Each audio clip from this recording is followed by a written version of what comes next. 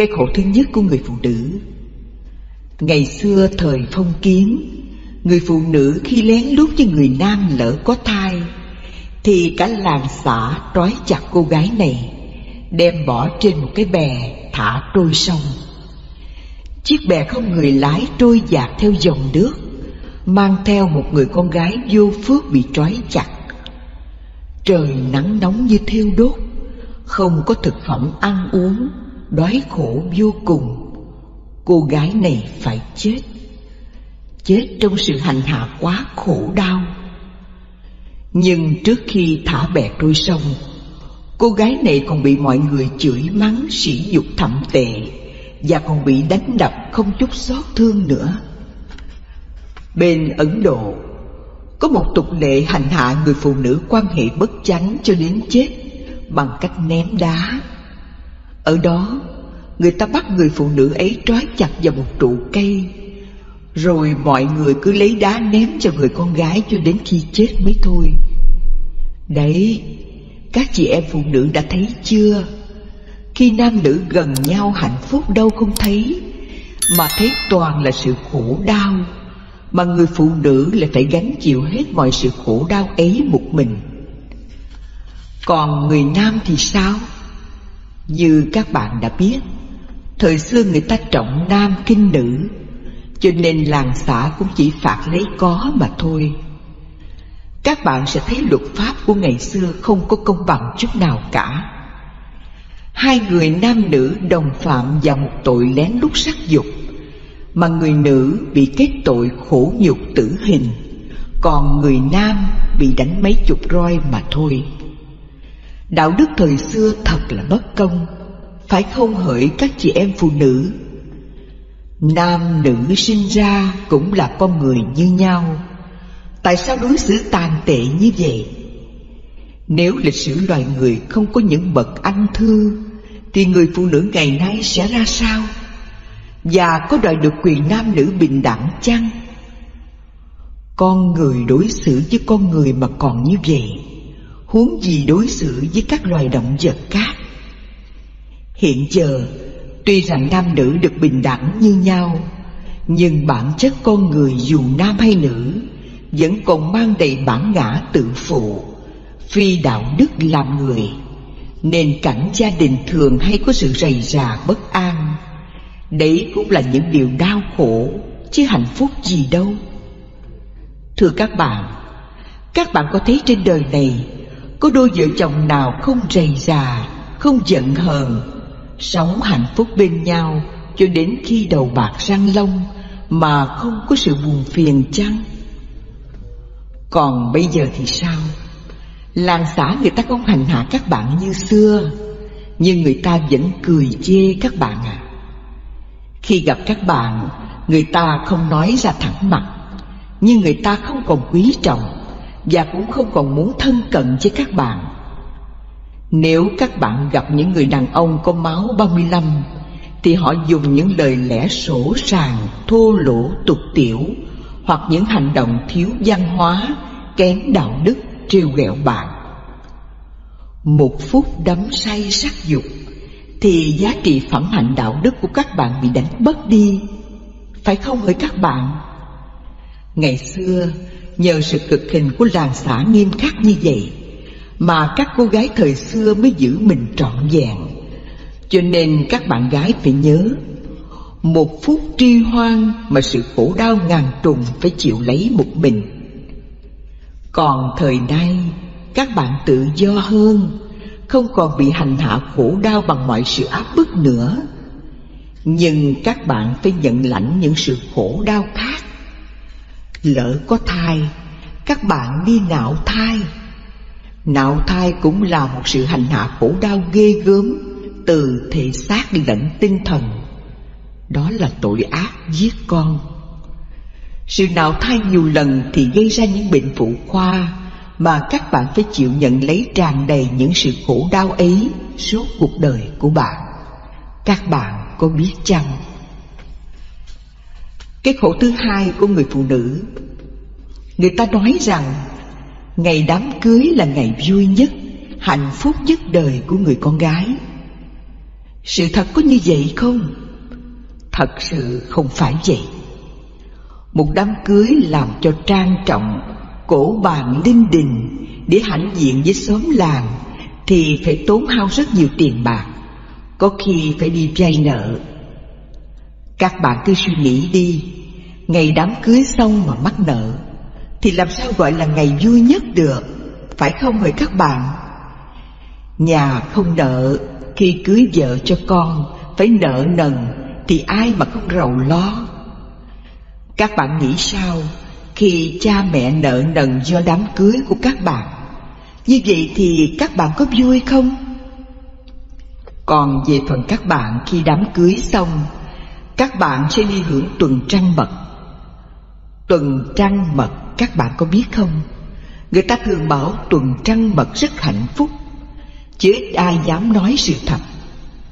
Chứ sự thật là sự đau khổ các bạn à. Vừa mệt nhọc, vừa đau khổ cả về thể xác lẫn tinh thần. Những người nào đã có hưởng tuần trăng mật rồi thì lời nói của chúng tôi không sai, cho nên mọi người lầm tưởng đó là ngày hạnh phúc biết bao. Nhưng không phải vậy hỡi các bạn. Chưa phải là hạnh phúc đâu các bạn à. Trong sách Ái Tình Bửu Giám nói, khi người phụ nữ giao hợp với người nam lần đầu tiên là người phụ nữ phải chịu khổ đau rất nhiều. Như vậy, ngày đám cưới là ngày hạnh phúc nhất là ở chỗ nào? Rõ ràng chúng ta sống trong tưởng, chứ sự thật là một sự khổ đau mà người phụ nữ phải gánh chịu một mình. Rồi đây, cảnh mẹ chồng nàng dâu, chị chồng, em chồng, biết chừng nào cho hết nỗi khổ đau này. Tưởng đám cưới là ngày vui và hạnh phúc nhất đời, nhưng không ngờ ngày ấy là ngày bắt đầu thân cá chậu chim lòng. Mọi sự khổ đau đang trói chặt, không còn cách nào thoát ra được, như cá cắn câu biết đâu mà gỡ, chim vào lòng biết thuở nào ra. Người phụ nữ từ đây đã khép mình vào trong lòng kín, không còn như cánh chim trời lộng gió. Cuộc đời của người phụ nữ bắt đầu từ đây chịu khổ muôn ngàn cay đắng. Vậy mà bảo rằng ngày đám cưới là ngày vui nhất, hạnh phúc nhất đời người con gái. Theo chúng tôi nghĩ, lời nói trên đây là không đúng sự thật. Khi người phụ nữ bước lên xe hoa về nhà chồng là ngày bắt đầu khổ đau nhất cuộc đời. Các bạn phụ nữ hãy suy nghĩ lại đi, lời chúng tôi nói có đúng không? Cái khổ thứ ba của người phụ nữ, khi mới mang thai, ăn uống thường bị ói mửa, ăn uống không được, người xanh xao vàng giọt, mệt mỏi vô cùng. Đấy là cái khổ mà có ai thấy được, gánh được cho người phụ nữ này. Chỉ có người phụ nữ phải chịu ôm lấy sự khổ đau này một mình. Các bạn cứ suy ngẫm lại đi, có đúng không? Thế mà người phụ nữ chịu khổ mà còn lại bảo rằng đó là thiên chức sắp làm mẹ của người phụ nữ. Tại sao không bắt người đàn ông lãnh thiên chức này? Hai người đồng thời truy hoang mà lại bắt một người chịu biết bao sự đau khổ, vậy mà còn gọi là thiên chức. Như vậy thiên chức có công bằng hay không? Người phụ nữ quá yếu hèn, rụt rè e sợ, không dám vươn lên giữ vững tay lái, đức không tham sắc dục, để chiến đấu với sự bất công của mặt trận sắc dục, để đòi lại sự công bằng cho mình, mà chỉ còn biết tự an ủi mình bằng câu phụ nữ thường có khuynh hướng cống hiến và hy sinh. Một câu nói tiêu cực để muôn đời âm thầm chịu khổ một mình với thiên chức làm mẹ, để rồi bao nhiêu giọt lệ khóc thương cho đời người con gái bạc phận. Một phút không giữ tâm tham sắc dục mà phải chịu khổ suốt đời, phải không hỡi các bạn? Cả thế giới này, các bạn có nghe thấy chăng? Tiếng nói của một người phụ nữ Việt Nam oai hùng còn vang vọng mãi từ ngàn xưa cho đến ngày hôm nay trên mặt trận sắc dục. Cưỡi sóng to, chém cá kình ngư nơi biển Đông, một đời không cúi đầu làm thê thiếp cho người. Người có lời nói này mới thật sự là người phụ nữ có khuynh hướng cống hiến và hy sinh mình cho tổ quốc quê hương. Chứ cống hiến và hy sinh cho sắc dục, cho con đường sanh tử luân hồi và tiếp nối sự khổ đau mãi mãi, thì có nghĩa lý gì nữa, phải không hỡi các bạn? Còn về sắc dục, chúng ta không tự chiến thắng mình để sa ngã. Chỉ một phút giây hoang lạc mà suốt đời chịu khổ đau. Khi chịu khổ đau, không biết than thở và chia sẻ cùng ai, nên tự an ủi mình bằng thiên chức làm mẹ, hoặc cống hiến và hy sinh. Thiên chức làm mẹ, cống hiến và hy sinh cho con cái, điều này có đúng không các bạn? Con cái là gì vậy các bạn? Con cái là nợ nhân quả đấy các bạn à. Vay nợ thì phải trả, chứ sao gọi là thiên chức, cống hiến và hy sinh? Nếu tâm không tham sắc dục thì làm sao có vay nợ con cái? Không có vay nợ thì làm sao có thiên chức, cống hiến và hy sinh?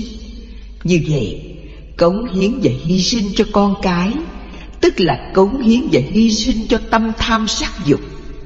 Nhưng tâm sắc dục là một cuộc truy hoang nơi bất tịnh, uế trượt, hôi thối, thấp hèn, thuộc về cá nhân của nam nữ của hai người.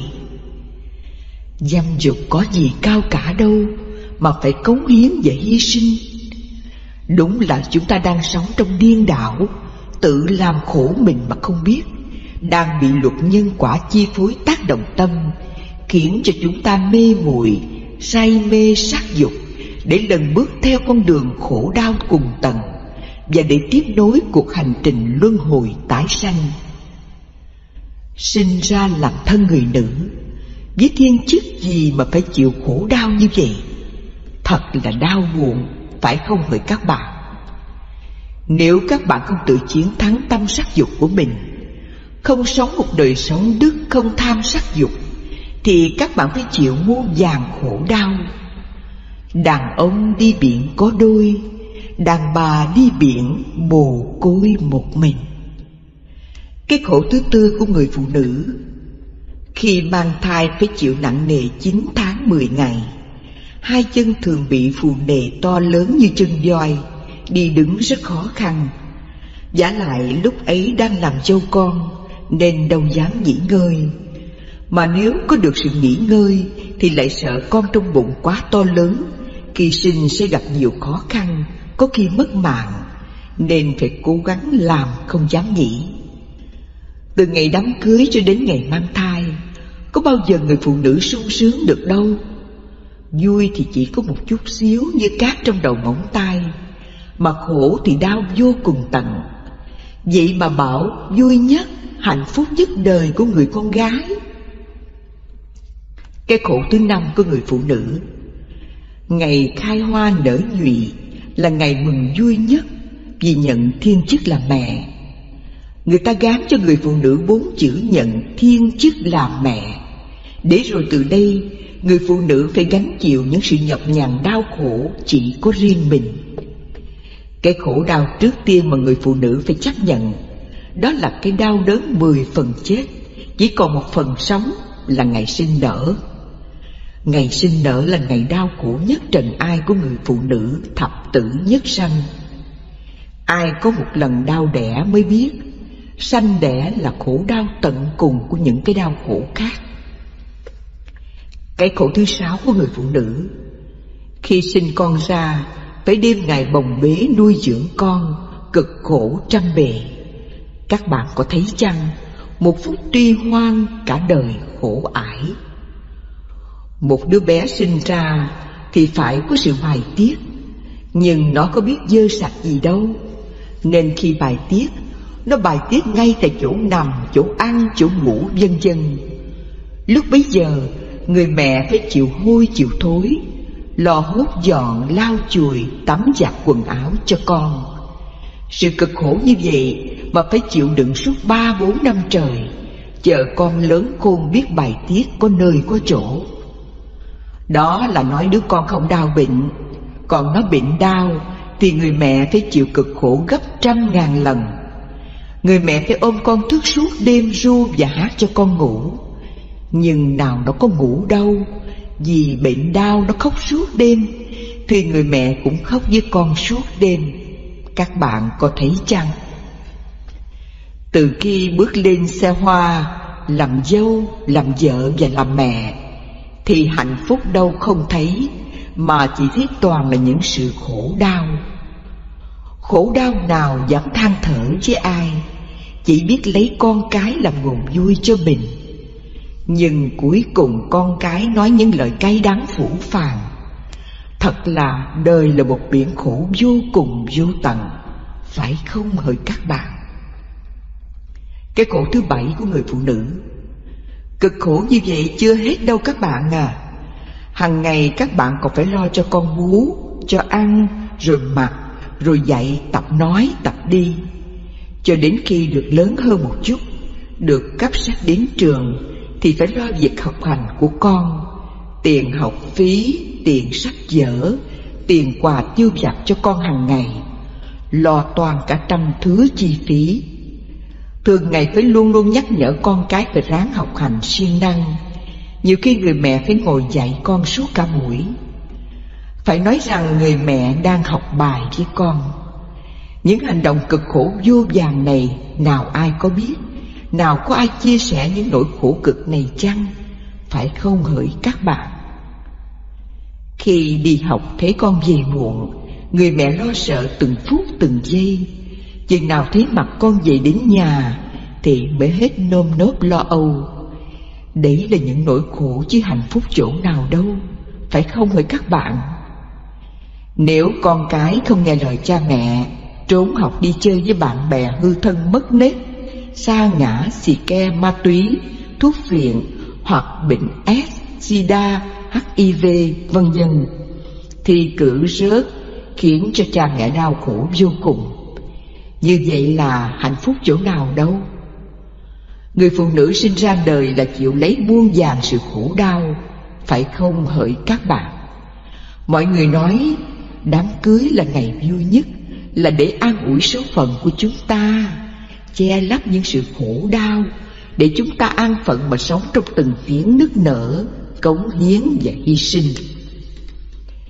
Cái khổ thứ 8 của người phụ nữ. Như vậy còn chưa hết khổ đâu các bạn à. Phải lo cho con học hành có nghề nghiệp để tự nuôi sống thân nó, để nó tự bảo bọc gia đình nó. Khi nó đã có nghề nghiệp thì phải lo dựng vợ gả chồng.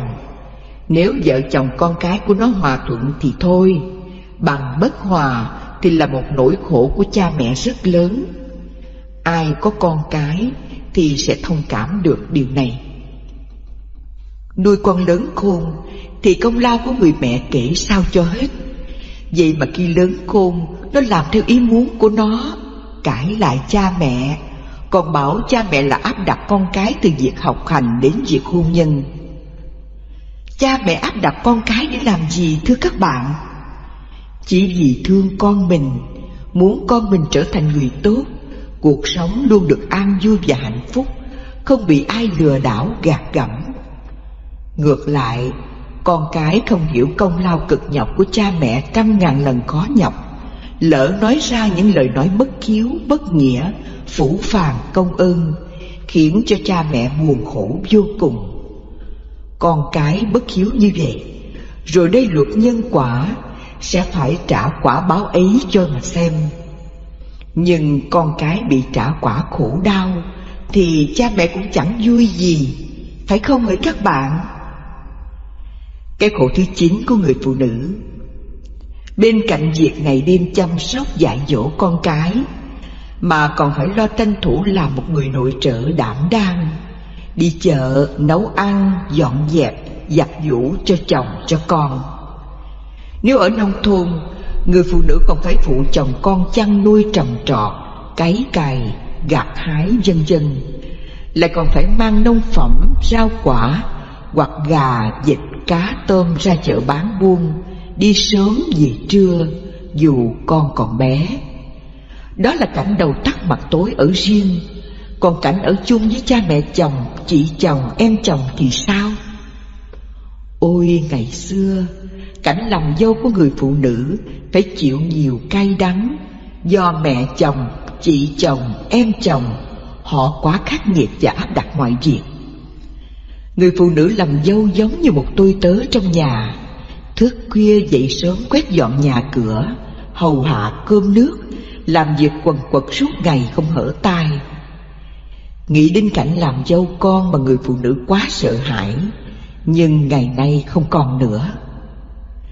Cảnh khổ này chưa hết đâu bạn à. Khi gia đình cơm không lành canh không ngọt, chồng say xỉn, kinh tế thiếu trước hụt sau, thì các bạn nghĩ sao? Ôi khổ tận cùng.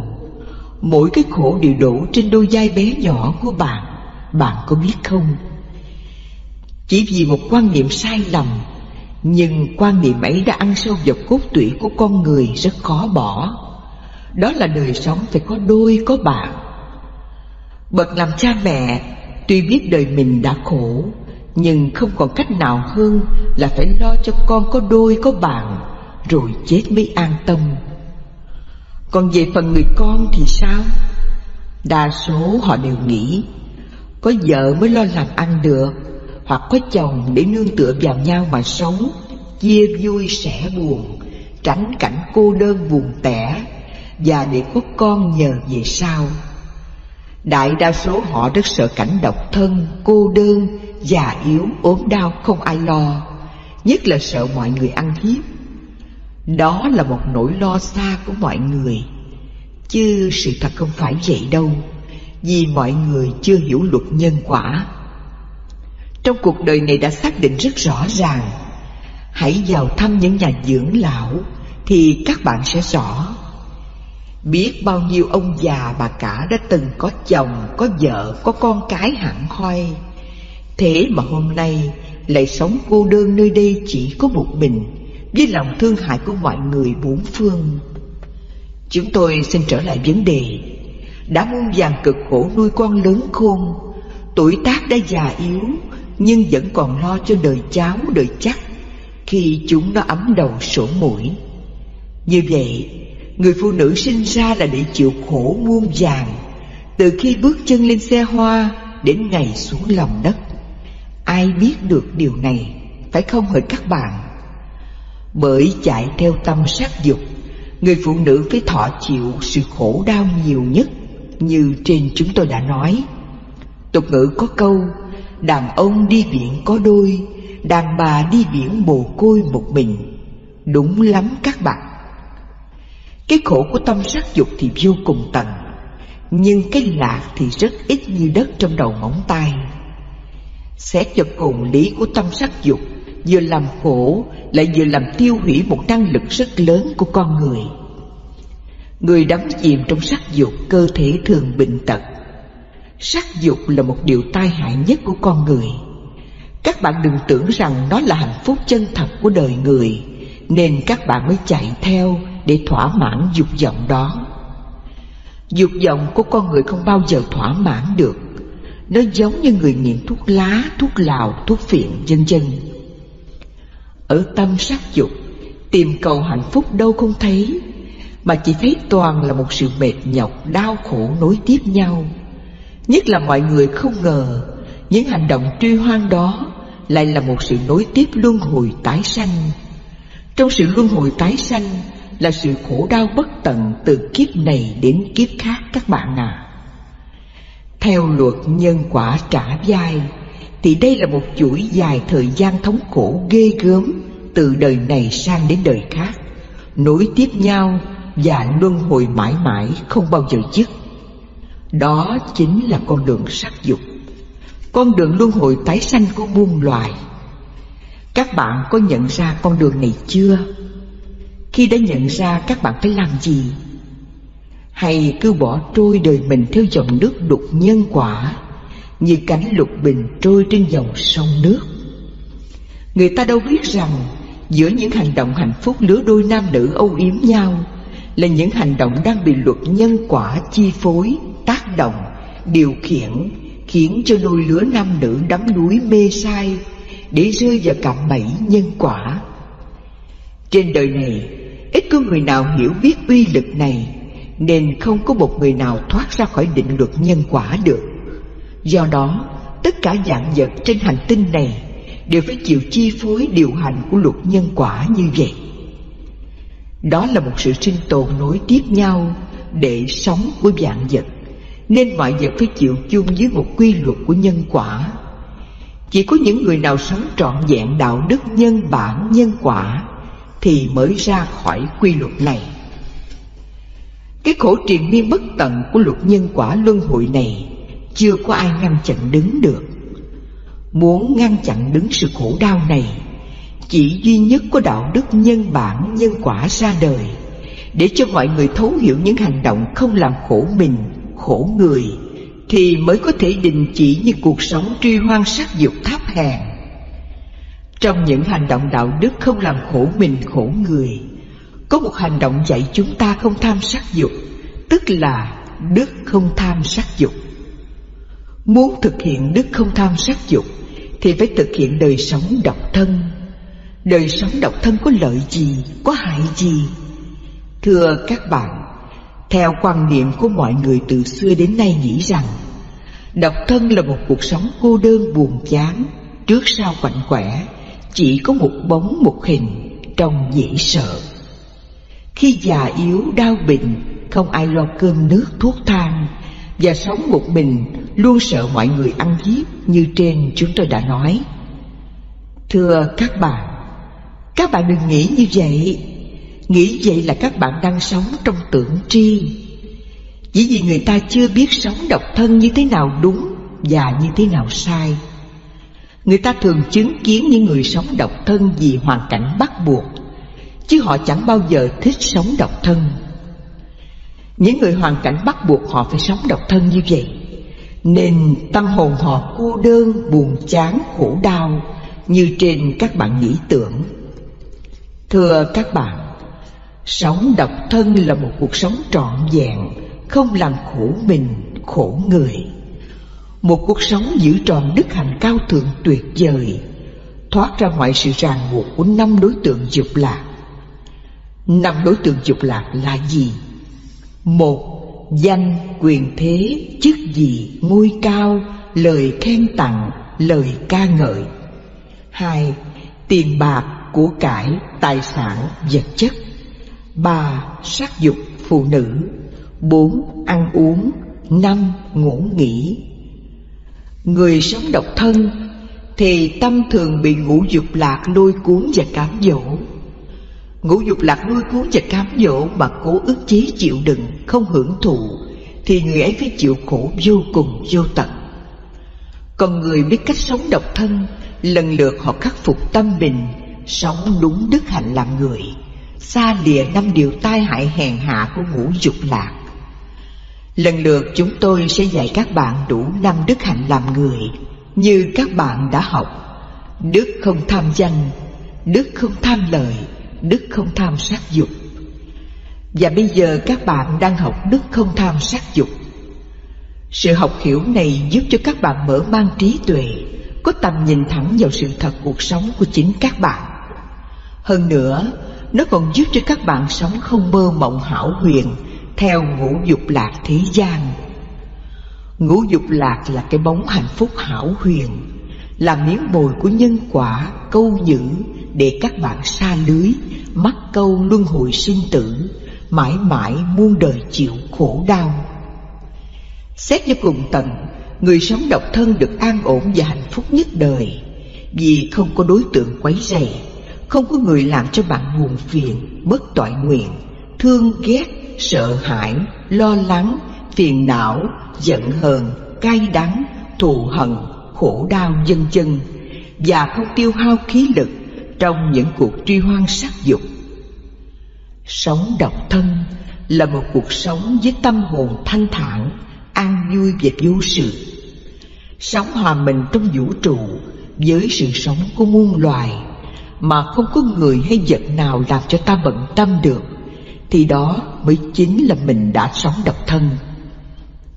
Sống độc thân chính là ta sống cho muôn loài vạn vật với tình thương bao la rộng lớn vô bờ bến, sống với vạn hữu trong môi trường sống mà duy nhất chỉ có một tâm hồn bất động. Còn sống có nhiều người như trong một gia đình thì phải có nhiều điều nghịch ý trái lòng, phải có lời qua tiếng lại, phải có buồn phiền, giận hờn, to tiếng cãi nhau vân vân. Sống độc thân làm sao có chuyện ấy được, phải không hỡi các bạn? Sống độc thân mà không độc thân, vì xung quanh ta có nhiều người bạn thân thương, đó là cây cỏ, đất đá, núi sông và các loài động vật nữa. Còn sống có gia đình khổ lắm các bạn ạ, nhất là người phụ nữ. Các bạn nghĩ lại xem có đúng không? Các bạn thường nghĩ rằng sống độc thân đến khi già yếu bệnh tật không ai lo, chết trong cô đơn buồn tẻ một mình vân vân.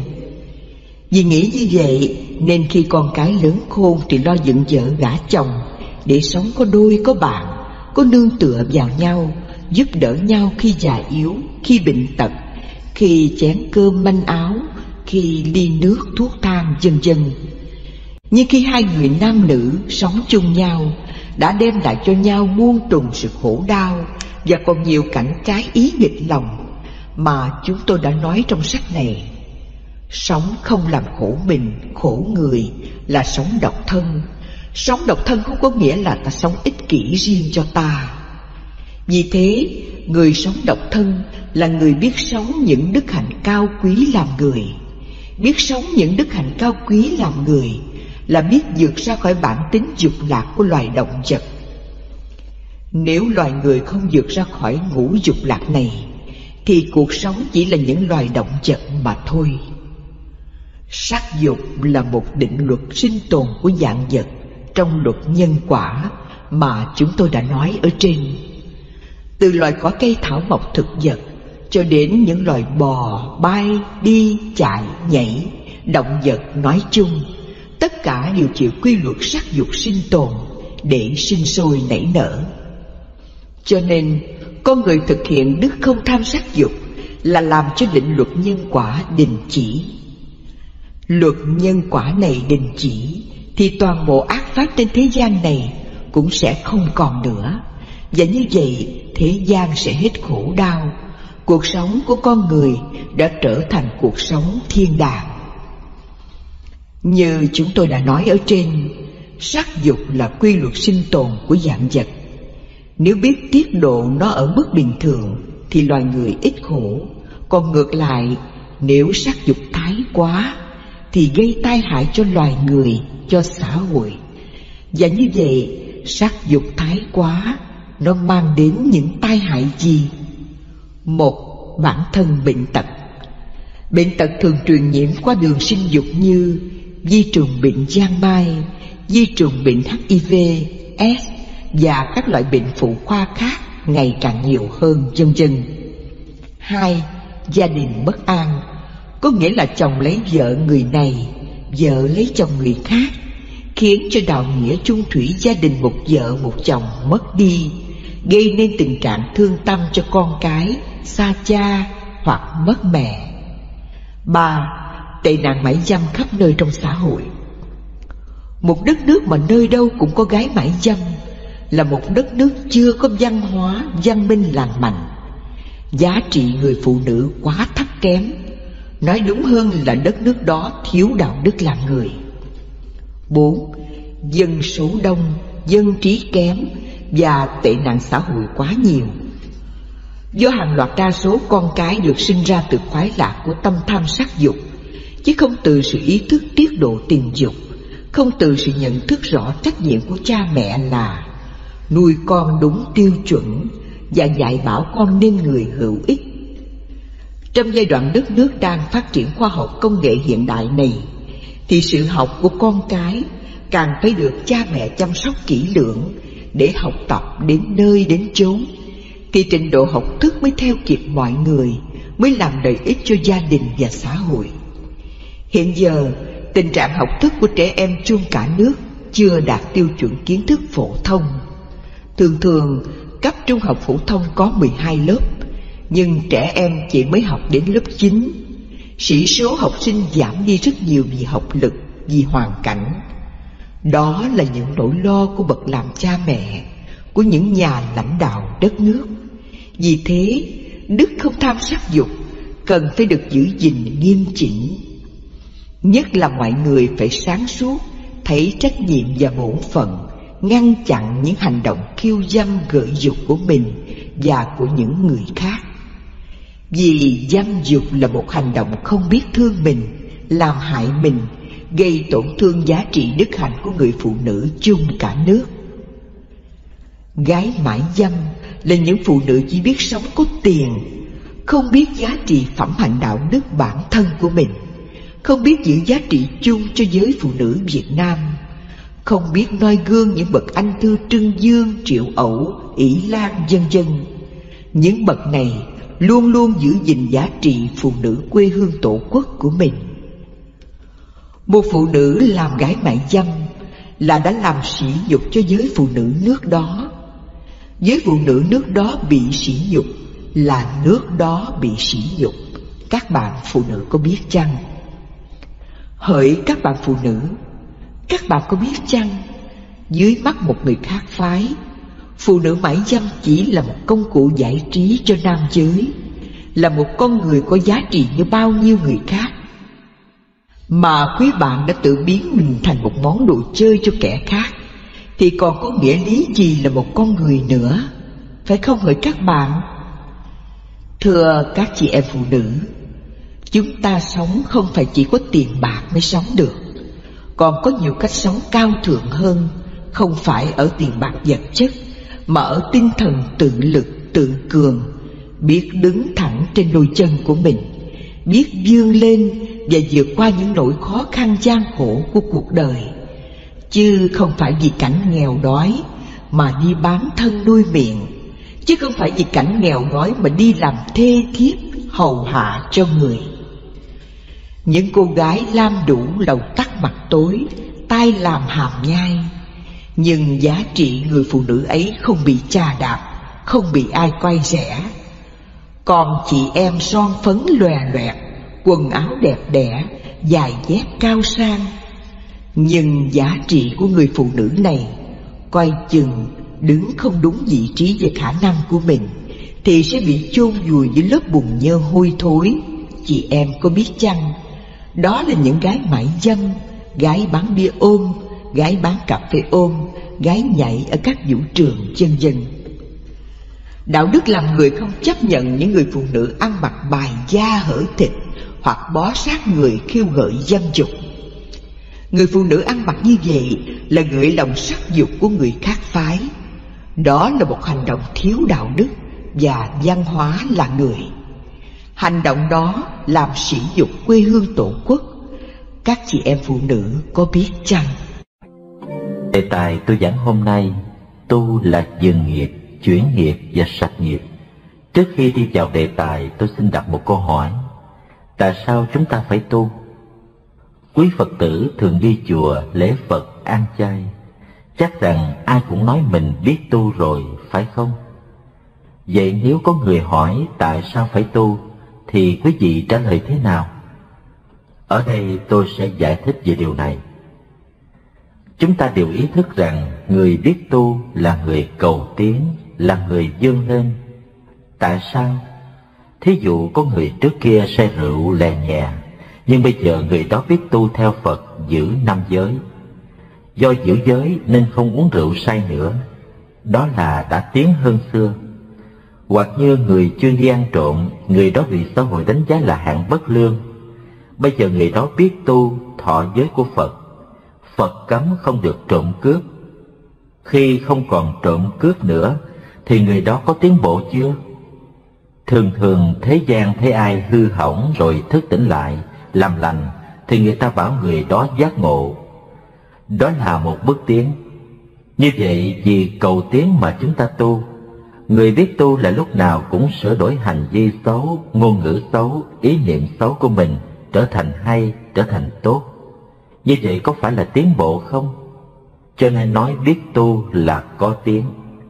Vì vậy muốn cầu tiến, người Phật tử phải tập tu. Đó là lý do thứ nhất. Lý do thứ hai, chúng ta tu là vì muốn đem lại sự an lạc cho bản thân mình trong hiện tại và vị lai. Tại sao?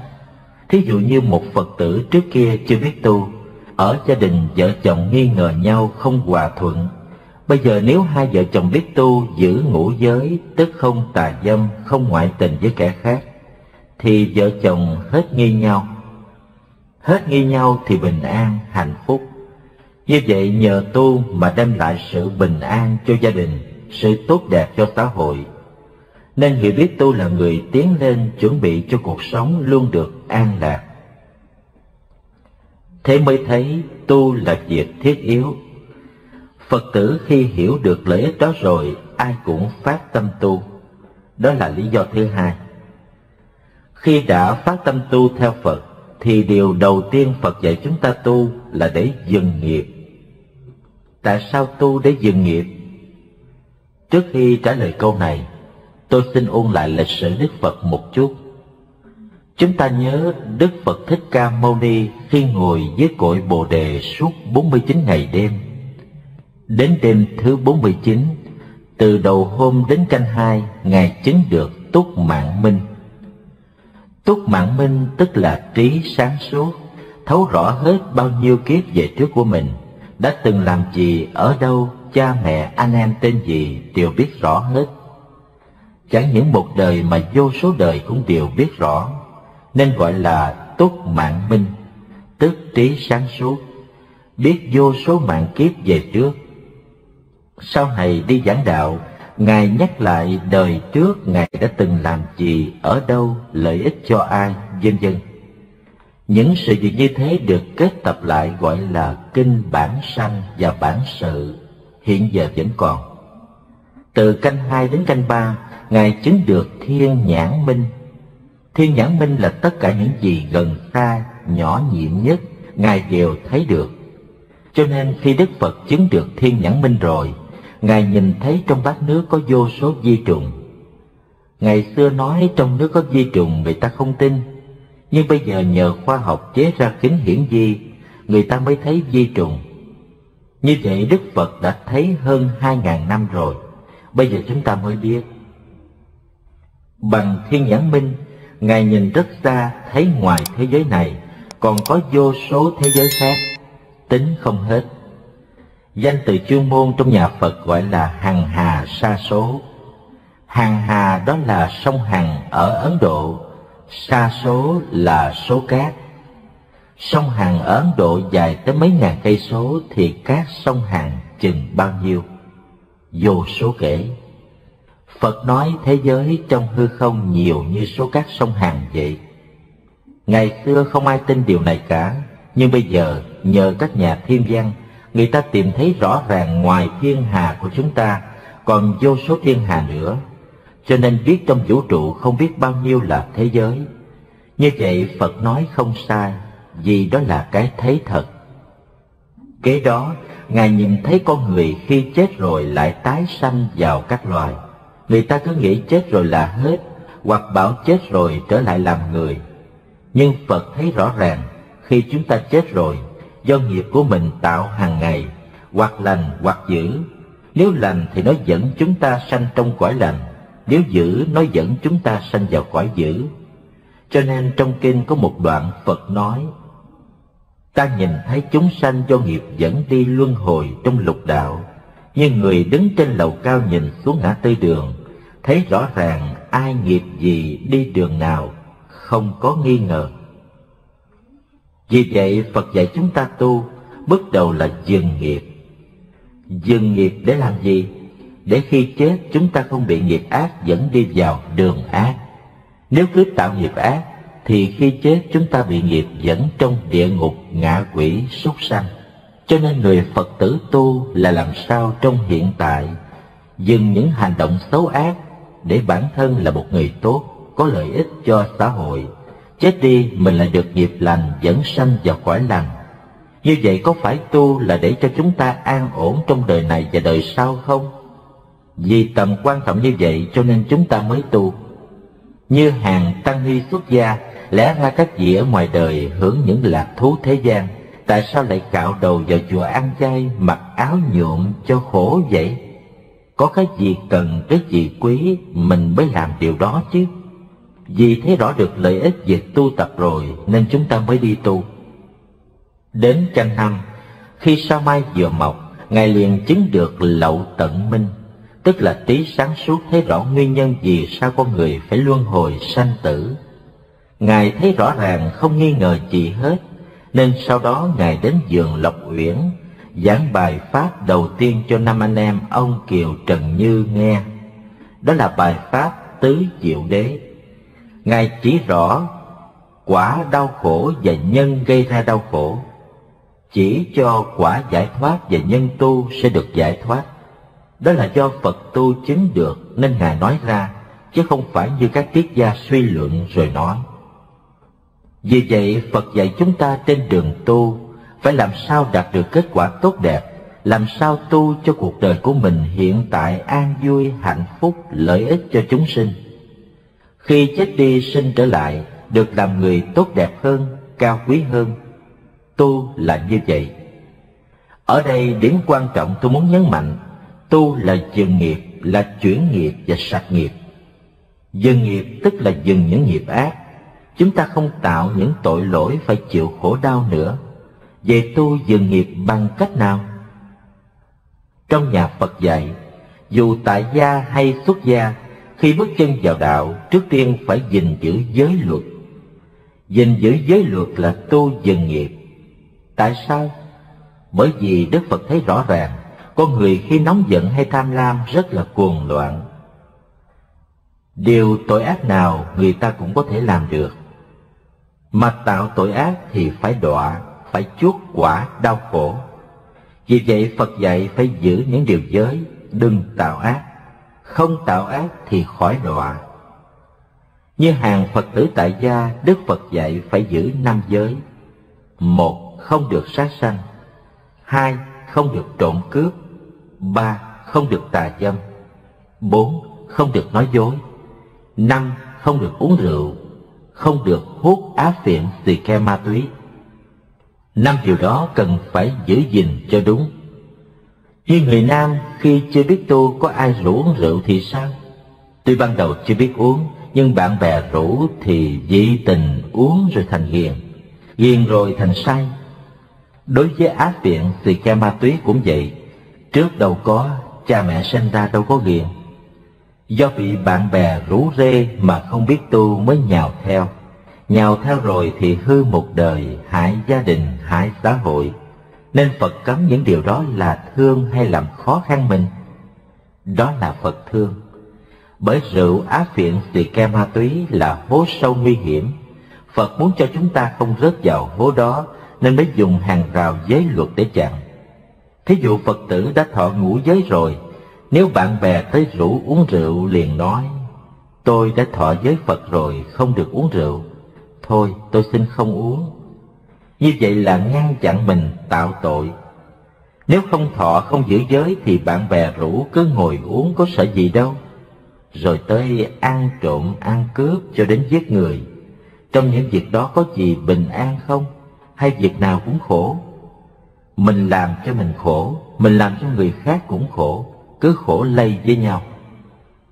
Bây giờ Phật cấm không được giết người, dù giận bao nhiêu đi nữa cũng không dám động đến sinh mạng của người khác. Đó là tu. Tu là giữ giới. Cho nên bước đầu vào đạo, Phật bảo phải giữ 5 giới. Chúng ta hứa giữ để trong lòng lúc nào cũng nhớ không được làm các việc đó. Nhờ hứa với Phật, hứa với quý thầy như vậy, không dám quên nên không tạo tội. Đây gọi là dừng nghiệp. Chúng ta đối nơi thân, nơi miệng, nơi ý thường hay buông lung tạo tội. Thí dụ nơi thân, trẻ nhỏ thấy con chim đậu trên cành cây, nó làm sao? Nó muốn bắn. Nhiều khi con chim nhỏ xíu không đáng gì hết, không được một miếng ăn nữa mà cũng cứ bắn. Thấy con cóc, con nhái muốn lấy đá chọi, vân vân. Bây giờ mình biết tu thì việc gì không có lợi cho mình, cho người, mà làm đau khổ chúng sanh thì đừng làm. Nhờ không làm nên không khổ cho những con vật nhỏ, không khổ cho người. Như vậy nhờ biết giữ gìn giới, không làm việc ác, đó là chúng ta tu. Đến miệng chúng ta toàn nói lành hay cũng có khi nói dữ. Có người nào nói lành suốt đời chưa? hay khi vui thì nói lành, khi giận thì nói dữ. Bây giờ chúng ta biết tu rồi, vui nói lành mà giận thì thôi, làm thinh, đừng nói gì cả. Bởi vì nếu nói thì sẽ nói bậy, nói tội lỗi. Cho nên khi giận, làm thinh bỏ qua, một hồi xả hết. Chúng ta giữ thân không làm đau khổ cho chúng sanh, miệng không nói lời dữ, lời ác, khiến người khinh miệt mình. Đó là bảo vệ giá trị tinh thần đạo đức của mình. Quý Phật tử thấy khi giận lời nói có giá trị thật không? Thí dụ khi giận người ta nói mày là con chó. Nói thế mà mình có thành con chó đâu. Nếu tỉnh táo mình sẽ trả lời tôi đâu có 4 chân đâu mà thành con chó. Nhưng đằng này nghe nói con chó liền muốn tát tai người ta. Như vậy vô tình mình nhận là chó rồi. Bởi vừa nói chó là mình cắn liền, phải không? Khi nóng giận người ta dễ điên cuồng, không có chút gì khôn ngoan sáng suốt cả. Cho nên khi nóng giận cần phải im lặng. Đó là người khôn, người khéo tu. Như vậy chúng ta tu thân, tu miệng và tu luôn cả ý nữa. Ý của quý vị nghĩ tốt nhiều hay nghĩ xấu nhiều? Có khi xấu nhiều tốt ít, có khi tốt nhiều xấu ít, tốt xấu lẫn lộn. Bây giờ tu rồi, khi nghĩ một điều gì xấu chúng ta biết đó là bậy, là tội lỗi nên không nghĩ nữa. Cấm nói như vậy lâu dần thành quen. Nghĩ tốt thì cho nghĩ xấu thì dừng. Đó là chúng ta tu. Nếu người thân không làm những điều xấu ác, miệng không nói những lời dữ, ý không nghĩ những điều bậy xấu, thì người đó là người tốt. Người ta nói tu hiền, nhưng hiện nay có nhiều người tu mà chưa hiền. Ăn chay thì ăn, mà không hiền chút nào cả. Bởi tu không phải chỉ ăn chay, mà tu là sửa thân, đừng làm tội lỗi. Miệng đừng nói tội lỗi, ý đừng nghĩ tội lỗi. Còn ăn chay ăn mặn chỉ là phần phụ thôi. Người ăn mặn mà nói năng đàng hoàng hiền lành, còn người ăn chay mà la lối bậy bạ thì ai hơn ai? Hiểu vậy quý vị mới thấy lẽ thật của sự tu. Ngay trong đời sống này, phải tạo cho mình một cuộc sống có giá trị. Nếu trong gia đình hai vợ chồng đều biết tu, chồng không làm bậy, không nói bậy, không nghĩ bậy, vợ cũng vậy, thì gia đình đó đầm ấm hạnh phúc không? Sở dĩ ngày nay gia đình chia ly đau khổ là vì người ta không biết tu. Tu dừng nghiệp là đừng làm bậy, đừng nói bậy, đừng nghĩ bậy thôi, chứ chưa làm gì hay tốt. Bao nhiêu đó cũng khó rồi. Lâu nay người ta quen buông lung, bây giờ chặn lại nên khó, chứ việc đó đâu phải khó. Nếu giận người ta mà mình làm thinh, không la lối gì hết, một hồi cơn giận sẽ nguôi, và từ từ mình quên hết. Quên hết thì có thiệt thòi gì cho mình đâu. Còn nóng chửi người ta đánh lại mình thì sẽ sinh ra bao nhiêu chuyện rắc rối, bao nhiêu phiền não và tội lỗi khác nữa. Tất cả chúng ta ai cũng cần phải tu để trở thành người hay tốt. Đó là người khôn ngoan sáng suốt. Nếu để thân miệng ý lăng xăng lộn xộn hoài, đó là người xấu, người dở. Tôi đã nói phần tu là dừng nghiệp, kể đến phần tu là chuyển nghiệp. Chuyển là đổi, chuyển nghiệp là chuyển đổi nghiệp của mình. Tôi thường hay nói Phật tử chúng ta hiểu nghĩa chữ tu dở hơn cả mấy chú sửa xe Honda nữa. Tại sao vậy? Vì mấy chú đó gọi sửa xe hư ít là tiểu tu, xe hư nhiều hơn là trung tu, xe hư thật nhiều là đại tu. Có khi nào mình đem chiếc xe cũ hư đi sửa, tới ngày lấy nó y nguyên như cũ mà mình vẫn chịu không? Đâu có, phải sửa tốt hơn ngày mình giao xe mới được. Như vậy tu là sửa từ cái hư, cái xấu trở thành cái tốt, cái hay. Người biết sửa là người biết tu. Quý Phật tử tu bao nhiêu năm rồi, có biết sửa chưa hay chỉ xin Phật thôi? Có gì buồn lạy Phật, Phật cứu độ con, Phật cho con hết bệnh hoạn, cho con hết tai nạn, vân vân. Nếu tu như vậy chắc Phật cũng lắc đầu không biết nói sao. Bởi Đức Phật từng bảo rằng ta không có quyền ban phước xuống họa cho ai. Nếu Ngài ban phước xuống họa cho người thì Ngài không dạy mình tu dừng nghiệp, chuyển nghiệp, không dạy tu nhân quả. Nhân tạo lành thì được hưởng quả lành, nhân tạo ác thì phải chịu quả ác. Phật chỉ dạy chúng ta biết thế nào là tội phải tránh, thế nào là phước nên làm. Đó là dạy chúng ta tu. Phật tử bây giờ không chịu tu, có việc gì liền chạy xin Phật cho nhanh, chỉ tốn có một đĩa quả, một bó nhang là xong. Phật tử xin thì xin, chứ Phật đâu có cho được. Lâu nay Phật tử chúng ta cứ tu như vậy, không cần biết đúng hay sai với ý nghĩa chữ tu trong nhà Phật gì cả. Bởi tu không đúng ý nghĩa nên càng tu càng thấy lung tung. Trong nhà sanh chuyện phiền não với nhau, ra phố đi đâu đụng đó. Nếu biết tu đúng với những lời Phật dạy thì càng tu gia đình càng hạnh phúc, càng tu láng giềng càng mừng vui, được gần người hiền, người lành. Như vậy chuyển nghiệp là chuyển thế nào? Từ nghiệp xấu ngày xưa đã làm, bây giờ đổi thành nghiệp tốt. Như khi xưa mình tạo những hành động xấu xa làm đau khổ cho người, bây giờ mình dừng không làm việc ấy nữa. Ngang đó mình khỏi tội lỗi, nhưng chưa được bao nhiêu phước, nên bây giờ không làm khổ người mà còn làm lợi ích giúp đỡ cho người được vui vẻ. Đó là chuyển nghiệp xấu thành nghiệp tốt. Chuyển được thân nghiệp là làm các việc lành, giúp người này cứu kẻ kia. Mọi người được an vui thì người đó trở thành người tốt đáng khen. Đó là tu chuyển nghiệp về thân. Miệng chúng ta ngày xưa nói dữ nói dối, bây giờ biết tu rồi không nói dữ không nói dối, mà còn nói lời hiền hòa dễ thương, nói lời chân thật. Gặp người buồn khổ nói lời an ủi cho người bớt khổ. Người không hiểu đúng lẽ thật, nói cho người hiểu đúng lẽ thật. Đó là tu. Chuyển nghiệp xấu của thân thành nghiệp tốt của thân. Chuyển nghiệp xấu của miệng thành nghiệp tốt của miệng. Chuyển nghiệp xấu của ý thành nghiệp tốt của ý. Nếu có gì phiền hà làm cho mình khó chịu, vừa muốn giận liền tự nhắc không được giận, giận là xấu, bỏ. Nên nghĩ người làm sai là người đáng thương chứ không đáng giận.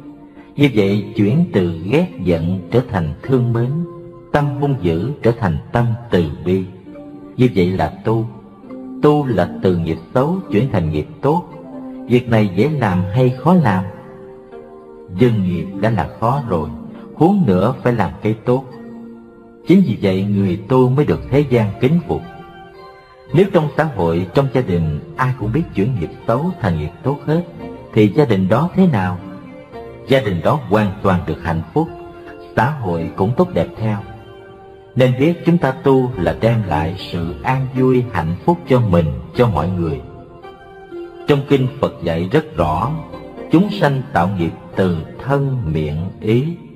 Cho nên sau khi giữ 5 giới rồi, Phật tử phải tu thêm thập thiện.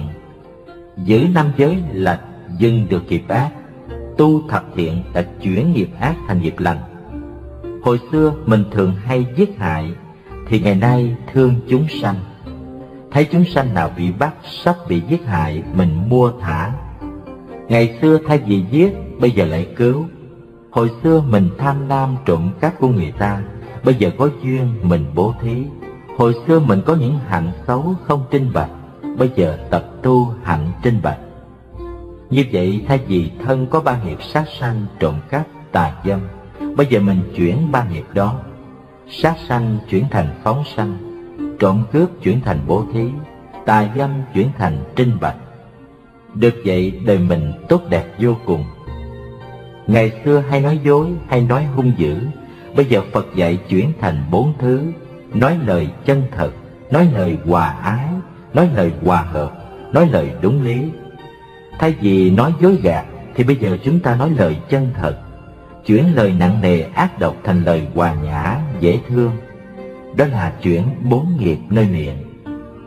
Kế đến chuyển nơi ý. Ý chúng ta thường dễ sanh tham lam. Khi tu dừng được tham lam rồi, chúng ta phải tập hỷ xả. Hỷ xả tức là tha thứ, là buông bỏ.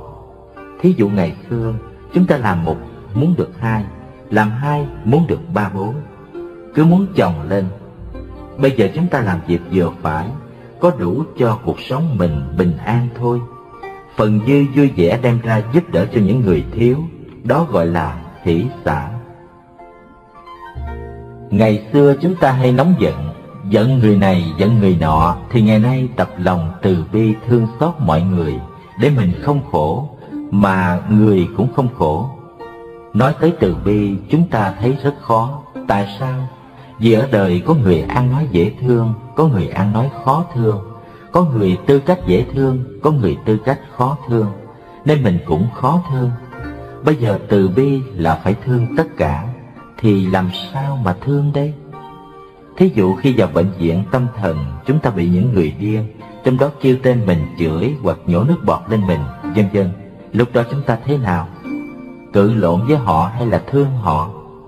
Mình không có lỗi lầm gì với họ, mà họ chửi mình rồi còn phun nước bọt vô mình, dễ giận không? Nhưng nếu giận, mình cự lộn với họ thì người chung quanh sẽ nói sao? Đánh lộn với kẻ điên thì chỉ có người điên mới làm thôi. Người ta điên cho nên làm bậy, còn mình tỉnh phải thương họ chứ đâu nên giận. Phật tử xét kỹ, những người mình không làm quấy, không làm điều tội lỗi với họ, mà người ta nói mình quấy, mình có tội lỗi, thì mình nên nghĩ chuyện không có mà họ nói, đó là họ không tỉnh sáng. Người không tỉnh sáng là người đáng thương chứ không đáng giận. Mình đang tỉnh sáng thì không nên hơn thua với người không tỉnh sáng. Nhớ như vậy chúng ta sẽ có lòng từ bi dễ dàng, không khó. Cứ thế mình tập tâm từ bi càng ngày càng lớn lên. Đó là tu. Tâm chúng ta thường ngày hay si mê, nghĩ sai trật, nghĩ lầm mà chúng ta tưởng là đúng. Như Phật tử đến tháng 2, tháng 3 thường lên núi Sam để vay tiền bà về làm ăn, phải không? Đó là điều không có lẽ thật. Thế mà Phật tử vẫn tin làm. Nếu tới miếu bà vay tiền về làm ăn, ai cũng giàu hết, thì từ Long Xuyên lên Châu Đốc người ta cất nhà ngói hết. Nhưng quý vị thấy nơi đó có nhà ngói hết chưa? Kế cận miếu bà dạy gì không vô vay tiền làm ăn cho được giàu? Rõ ràng điều này đâu có đúng. Một việc không có lý như vậy, nhà Phật gọi là tà kiến, tức hiểu biết sai lầm, không đúng sự thật. Thế mà Phật tử vẫn nghe theo, không phải sai lầm là gì? Phật tử chúng ta phải có một nhận định đúng đắn mới gọi là tu. Nếu hiểu sai lầm như vậy không phải là tu. Chúng ta tu là để đem lại an vui, đem lại lợi ích cụ thể thiết thực cho mình, cho người. Phật tử tin được lý nhân quả, hiểu rõ gieo nhân thì gặt quả, nhân lành thì quả lành, nhân ác thì quả ác. Ví như người nông phu phải lựa giống tốt gieo xuống ruộng, thì tới mùa thu hoạch mới được lúa tốt nhiều. Nếu gieo giống xấu thì kết quả xấu, không nghi ngờ. Tuy nhiên không hẳn đơn giản giống tốt thì được quả tốt hết. Giống tốt còn phải biết bón phân, nhổ cỏ, coi chừng sâu rầy, nước nôi nữa. Đó là những duyên phụ. Duyên chánh là chánh nhân, tức hạt giống. Duyên phụ là những điều kiện trợ giúp cho chánh nhân phát triển, đi đến kết quả tốt đẹp. Nếu có người nông dân tới mùa lúa mà không chịu gieo mạ, cứ chắp tay nhờ trời Phật cho con năm nay được trúng mùa, thì có trời Phật nào cho được không? Chúng ta cũng như vậy, chỉ cầu xin mà không chịu tạo nhân tốt thì đòi quả tốt sao được? Điều đó không hợp với lẽ thật, không đúng với chánh pháp. Cho nên người Phật tử chúng ta phải thấy, phải hiểu cho đúng, đừng để sai lầm. Nếu sai lầm thì tự mình khổ, và cũng làm cho người khác khổ nữa, chứ không có lợi ích gì. Tôi đã nói hai phần, tu là chừng nghiệp ác, và tu là chuyển nghiệp ác thành nghiệp thiện rồi. Kế đến tôi sẽ nói tu là làm cho sạch nghiệp. Tất cả các nghiệp chúng ta đã tạo, ngày nay biết tu chúng ta phải gột rửa hết. Như vậy muốn tu sạch nghiệp, phải tu bằng cách nào? Về điểm này tôi sẽ hướng dẫn từ từ. Nếu người tu tịnh độ muốn được sạch nghiệp phải làm sao? Trong Kinh Di Đà dạy chúng ta niệm Phật phải nhiếp tâm cho thanh tịnh. Do tâm thanh tịnh mới không nhớ bậy, không nghĩ bậy. Nghĩa là muốn tâm sạch thì phải nhớ Phật, phải niệm Phật. Đừng nhớ chuyện hơn thua phải quấy của thế gian, thì tâm dần dần trong sạch. Vì vậy muốn nghiệp sạch hoàn toàn thì phải ráng tu cho miên mật. Phật dạy người tu đến chỗ giải thoát, hết khổ đau, hết sanh tử thì hết nghiệp. Vì nghiệp dẫn mình đi trong luân hồi. Bây giờ muốn hết luân hồi thì phải sạch nghiệp. Nên muốn sạch nghiệp thì chúng ta phải tu đến nơi đến chốn, chứ không thể tu lơ là được. Ngày nay nhiều Phật tử hay ý lại mình còn khỏe, còn trẻ, lo làm ăn đã, chừng nào già hãy niệm Phật, rút thì Phật sẽ đón. Tu như vậy khỏe, Phật tử tưởng tượng điều đó đơn giản như thế, nhưng nó lại không có lẽ thực. Như trong Kinh Di Đà nói, chúng ta niệm Phật từ 1 ngày, 2 ngày, 3 ngày cho đến 7 ngày nhất tâm bất loạn. Khi sắp chết, Phật và Thánh chúng mới đón về Cực Lạc. Nếu nhất tâm từ 1 ngày, 2 ngày, 3 ngày đến 7 ngày, thì tâm có còn nghĩ gì khác Phật không? Khi đó tâm thanh tịnh, tức nghiệp cũng thanh tịnh. Như vậy là sạch các nghiệp xấu rồi. Tôi thường nói trong 3 nghiệp thân, miệng, ý, thì trọng tâm là ý nghiệp. Ý nghĩ xấu thì miệng nói xấu, thân làm xấu. Ý nghĩ tốt thì miệng nói tốt, thân làm tốt. Như vậy gốc là ý. Vì vậy Phật dạy phải nhắm thẳng vào ý. Ý hoàn toàn trong sạch thì hết nghiệp. Hết nghiệp thì được Phật đón về Cực Lạc không nghi. Nếu niệm sơ sơ còn tính làm ăn đủ thứ thì chắc Phật không đón được đâu.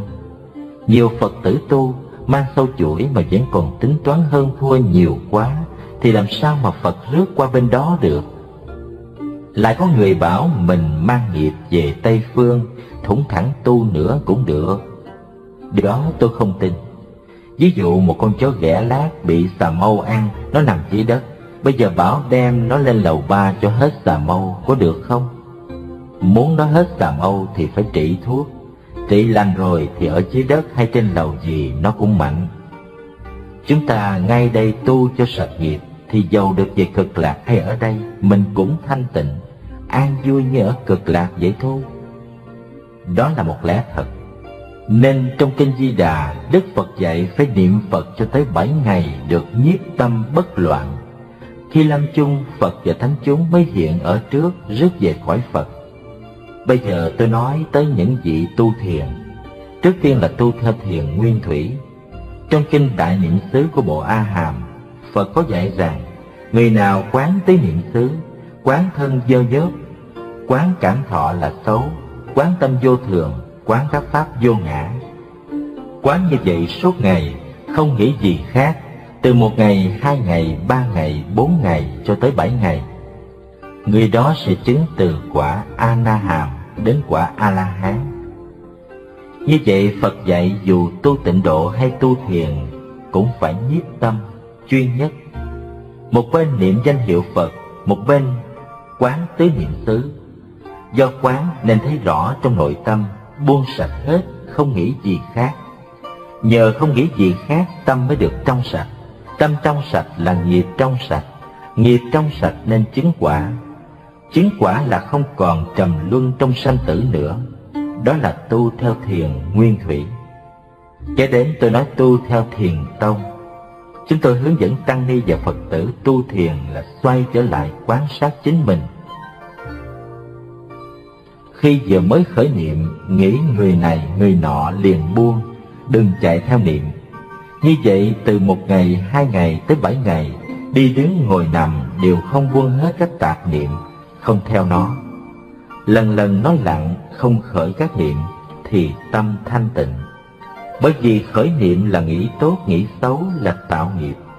Bây giờ hết nghĩ, lặng lẽ trong sạch, đó là thanh tịnh. Thanh tịnh thì nghiệp hết.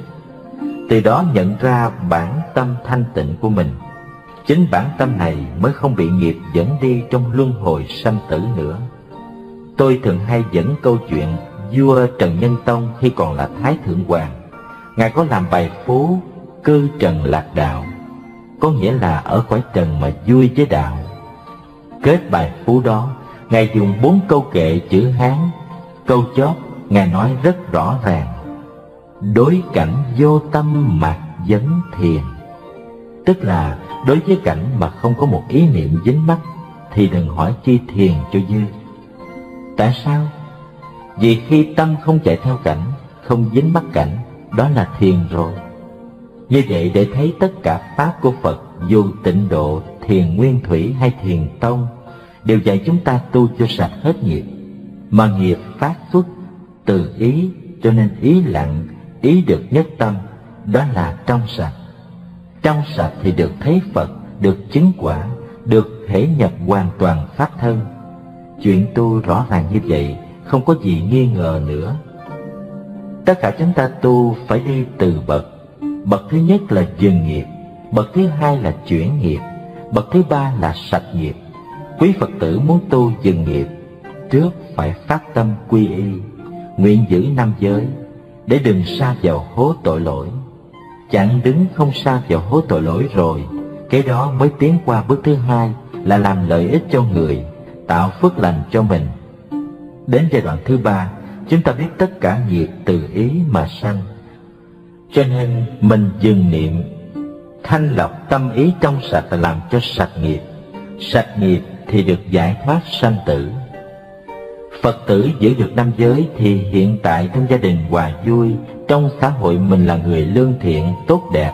Đời sau cho không phạm giới sát sanh nên tuổi thọ dài, không phạm giới trộm cướp nên giàu có, không phạm giới tà dâm nên đẹp đẽ trang nghiêm, không phạm giới nói dối nên nói năng lưu loát, ai cũng tin quý, không phạm giới uống rượu xì ke ma túy nên trí tuệ minh mẫn. Tu theo pháp ấy gọi là nhân thừa Phật giáo, tức đời này là người tốt, đời sau càng tốt hơn. Sang bước thứ hai, làm 10 điều lành gọi là tu thiên thừa Phật giáo, tức tiến thêm một bậc nữa. Công đức của mình tốt đẹp hơn, xứng đáng hơn nên được sanh các cõi trời.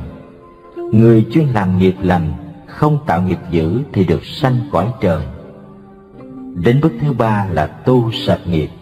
Đây là chặng đường của hàng xuất gia, tu để giải thoát sinh tử. Tuy nhiên nói vậy không có nghĩa là pháp tu này chỉ dành riêng cho người xuất gia. Nếu người xuất gia không làm đúng như vậy thì cũng không ra khỏi sanh tử. Còn người tại gia tu sạch được nghiệp rồi cũng ra khỏi sanh tử như thường. Cho nên nhiều Phật tử không hiểu, cứ nghĩ rằng phải vô chùa cạo đầu như quý thầy quý cô tu mới giải thoát. Nếu ở chùa mà hay sân hay giận hoặc còn tham lam thì có giải thoát nổi không? Giải thoát là do nghiệp sạch, tâm thanh tịnh, chứ không phải vô chùa mà được giải thoát. Bởi vì tâm là gốc tạo nghiệp. Nếu tâm không thanh tịnh thì nghiệp không sạch. Nghiệp không sạch thì làm sao giải thoát được? Chúng ta tu là phải làm sao tiến lên cho được sạch nghiệp. Mỗi khi Phật tử quy y đều được phát lá phái. Trong lá phái có bài kệ: chư ác mạt tác, chúng thiện phụng hành, tự tịnh kỳ ý, thị chư Phật giáo. Dịch là: chớ làm các điều ác, dân làm các việc lành, giữ tâm ý trong sạch, là lời chư Phật dạy. Chớ làm các điều ác là dừng nghiệp, giữ 5 giới, không làm các điều ác là dừng nghiệp. Dân làm các việc lành là chuyển nghiệp, nghiệp xấu chuyển thành nghiệp tốt. Giữ tâm ý trong sạch là sạch nghiệp, là lời chư Phật dạy.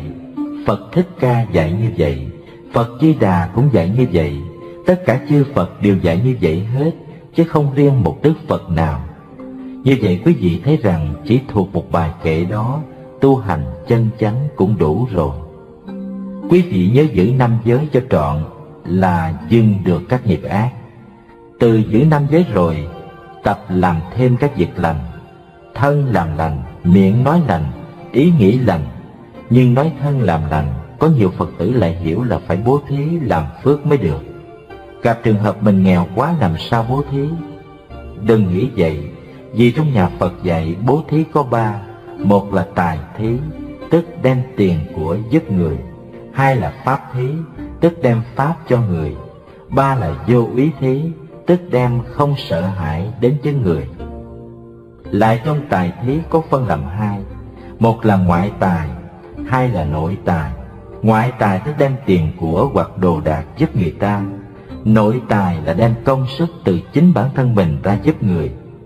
Ví dụ như Phật tử biết đánh gió, có người hàng xóm bên cạnh bị trúng gió, mình liền hoan hỷ đánh gió giúp cho người ta hết bệnh. Đó là bố thí nội tài. Như vậy người nghèo cũng có thể bố thí vậy. Hoặc khi ra đường, quý Phật tử thấy một cụ già lụm cụm muốn băng qua đường, mà xe cộ nhiều quá qua không được, mình cầm tay cụ đưa dùm qua đường, đó là bố thí nội tài. Còn như người tu không có nội tài ngoại tài thì bố thí pháp, đem pháp nói cho quý Phật tử nghe, giúp Phật tử nhận rõ chánh tà, thế nào là đạo đức, thế nào là phi đạo đức, giúp quý Phật tử hiểu, sống và ứng dụng Phật pháp vào cuộc sống để thân tâm luôn được an vui. Đó là bố thí pháp. Như vậy ở thế gian ai cũng có thể bố thí cả, chứ không phải chỉ giàu mới bố thí được. Còn pháp cũng đâu chỉ hạn cuộc người tu mới có thể bố thí. Quý Phật tử hiểu đạo rõ ràng rồi, thấy ai làm sai làm trật mình nhắc họ, chỉ cho họ sửa đổi, cũng là bố thí pháp. Như vậy tất cả chúng ta đều có quyền bố thí tài, bố thí pháp hết, chứ không phải riêng người nào. Thứ ba là bố thí vô úy. Vô úy nghĩa là sao? Là không sợ. Ví dụ có người bệnh trầm trọng, có thể qua không khỏi, mà họ sợ chết quá. Bây giờ mình giải thích cho họ hiểu, con người sinh ra có sinh ắt phải có tử, không ai thoát khỏi, hoặc tử sớm hoặc tử muộn thôi. Bây giờ anh hay chị đi trước thì chúng tôi cũng đi sau, chứ có ai ở lại mãi được đâu. Chúng ta an ủi giúp họ bớt sợ hãi, đó là bố thí vô úy. Hoặc như có đứa bé ban đêm đi trên những đoạn đường vắng quá, nó sợ ma thì mình đốt đuốc, nắm tay dẫn nó về nhà, đó là bố thí vô úy. Nhiều lắm, không biết bao nhiêu việc để chúng ta làm. Trong những hạnh bố thí này, ai ai cũng có thể làm được, chứ không phải riêng quý thầy quý cô mới làm được. Cho nên người tu theo đạo Phật là phải giữ gìn ba nghiệp thân, miệng, ý của mình, chứ không phải tu chỉ biết ăn chay, chỉ biết đến chùa cúng Phật là đủ. Ngày xưa ở Trung Quốc vào đời Đường, có một vị thiền sư, người ta chưa biết ngài tên gì, nhưng thấy ngài trèo lên chán ba cây, chặt nhánh kết lại thành chỗ ngồi giống như ổ quạ. Ngài tọa thiền trên đó, nên người ta đặt tên ngài là Ô Sào Thiền Sư. Ngài tu được ngộ đạo, ai nấy biết tin đều đồn đại khắp. Lúc đó có một nhà thơ nổi tiếng là Bạch Cư Dị, rất hâm mộ Phật Pháp, nghe danh ngài, ông tìm tới. Thấy ngài ngồi trên chắn ba, ông đứng ở dưới chắp tay hỏi: Bạch Hòa Thượng, xin ngài dạy cho con pháp yếu vắn tắt nhất để con tu. Ngài liền nói bài kệ: Chư ác mạt tác, chung thiện phụng hành, tự tịnh kỳ ý, thị chư Phật giáo. Nghe như vậy, ông cười: Thưa ngài, bài kệ này đứa con nít 8 tuổi cũng thuộc nữa, nói chi con? Ngài trả lời: Phải, con nít 8 tuổi cũng thuộc, nhưng ông già 80 làm cũng chưa xong. Đó, quý Phật tử thấy chưa? Câu trả lời của thiền sư cảnh tỉnh chúng ta rất nhiều. Chúng ta có thể không làm các điều ác lớn, chứ điều ác nhỏ vẫn phạm. Điều lành nhỏ đã làm, nhưng điều lành lớn cũng chưa làm được. Rồi tâm ý mình đã thanh tịnh chưa? Điều này thật khó, chứ không phải dễ. Cho nên nghe qua thì đơn giản, nhưng ứng dụng tu cho đến nơi đến chốn thì không phải là dễ. Cho nên tất cả quý Phật tử biết đạo lý rồi phải dè dặt canh chừng tâm của mình, canh chừng miệng của mình, canh chừng hành động nơi thân của mình, đừng cho nó hoặc vô tình hoặc cố ý tạo những điều tội lỗi. Lẽ thực là như vậy. Cho nên nói tới tu là nói tới nhìn lại mình nhiều hơn là nhìn kẻ khác. Phải nhớ nhìn lại xem lời nói mình có ngay thẳng chưa, ý nghĩ mình có chân chánh chưa, để từ đó lo tu sửa lấy mình. Như vậy mới gọi là người tu. Đa số Phật tử bây giờ nhìn mình ít, mà nhìn người thì nhiều, phải không?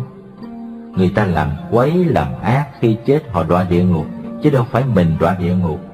Can dự gì mình đâu mà cứ lo nhìn người ta hoài. Nhìn người dễ sanh ra bệnh hay phê phán, mà phê phán chắc gì đã đúng. Nên tục ngữ ta có câu suy bụng ta ra bụng người. Hễ ta không muốn thì người cũng chẳng ưa. Điều này đúng không? Có thể đúng mà cũng có thể không đúng. Thí dụ kẻ gian tham trộm cướp, họ nghĩ những người hiền cũng như vậy. Còn người hiền lương đức hạnh cho rằng ai cũng hiền lương đức hạnh hết thì đúng chưa? Đó là cái nghĩ sai lầm. Như vậy ở đời chúng ta đừng chủ quan, phải biết rằng những gì mình làm mình chịu trách nhiệm và cố gắng chuyển đổi nếu nó xấu, đó mới thành công. Còn chuyện của người khác làm, người khác nghĩ thì họ sẽ có quả riêng của họ. Mình bận tâm lo chuyện của họ chi cho mất thì giờ vô ích. Nhưng thường thường chúng ta có bệnh hay dòm ngó chuyện của kẻ khác. Chẳng những dòm ngó mà còn cố tình nghe lõm chuyện của người ta nữa. Thấy ai nói rù rì muốn ghé lại nghe coi họ nói cái gì. Nghe rồi liền nghĩ bậy, nói bậy, làm bậy. Thử hỏi làm sao ba nghiệp thanh tịnh được? Ba nghiệp không thanh tịnh thì mong chi được giải thoát. Tôi nhắc lại câu chót trong bài kệ của vua Trần Nhân Tông: đối cảnh vô tâm mạt vấn thiền. Nghĩa là đối cảnh mà tâm mình không có niệm khởi, không dính mắc, đó là thiền vậy. Nên người tu thiền là người đối với mọi cảnh không bị nhiễm, không bị dính, không bị kẹt. Cho nên quý vị thấy hình ảnh Phật Di Lặc có 6 đứa nhỏ vây quanh. Đứa móc lỗ tai, đứa móc lỗ mũi, đứa móc miệng, đứa thọt lét. Nhưng Ngài vẫn cười. Tại sao? Vì Ngài đã tự tại không còn dính mắc. Mấy đứa bé đó tượng trưng cho 6 trần ở bên ngoài. Móc lỗ tai là thinh trần, móc lỗ mũi là hương trần, móc con mắt là sắc trần, vân vân. Nó quấy nhiễu mà Ngài không dính mắc. Bởi không dính mắc nên Ngài là Bồ Tát. Chúng ta thì dính mắc đủ cả, nhiều nhất là lỗ tai và con mắt. Lỗ tai nếu nghe người ta chửi không thèm để ý là dễ, hay vừa nghe người ta chửi liền tức giận là dễ. Nghe chửi mà không thèm để ý là hết sức khó. Còn nghe người ta chửi mà nổi giận lên thì con nít cũng làm được mà. Như vậy quý Phật tử đừng sợ người ta nói nặng nói nhẹ mình. Khi nghe nói nặng nói nhẹ mà mình bỏ lơ không thèm vướng mắt, đó không phải là thua, mà chính nhờ đó sau này người ta mới kính mình. Còn nếu mình tranh hơn với nhau, cãi cho nhanh, cãi cho thắng, thì sau này người ta cười chứ không có gì hay hết. Nên nhớ người có đạo đức không tranh giành hơn thua. Quan trọng là mình phải thắng mình. Một ý niệm xấu mình liền biết, chặn nó lại. Một ý niệm tốt mình liền biết và cho nó tăng trưởng. Tu như vậy mới hay, chứ không phải lắng nghe chuyện thiên hạ là hay. Chúng ta có bệnh, khi nói về mình chỉ toàn nói tốt và giấu cái xấu. Tại sao giấu cái xấu? Vì không muốn bỏ, không muốn chừa nên mới giấu. Bây giờ chúng ta biết tu rồi, cái gì xấu, cái gì dở thì phải thấy cho tường tận để chừa bỏ. Còn người khác mình chưa đủ khả năng giáo hóa họ thì thôi. Đừng bày chuyện nói qua nói lại cho thêm phiền. Đó là quý Phật tử biết tu và khéo tu. Như vậy bài giảng hôm nay tôi chỉ cần kết thúc bằng 4 câu kệ. Đừng làm các điều ác, dân làm các việc lành, giữ tâm ý thanh tịnh, là lời chư Phật dạy. Mong quý vị nhớ bài kệ này để việc tu có kết quả tốt đẹp. Tu là dừng, chuyển và sạch nghiệp.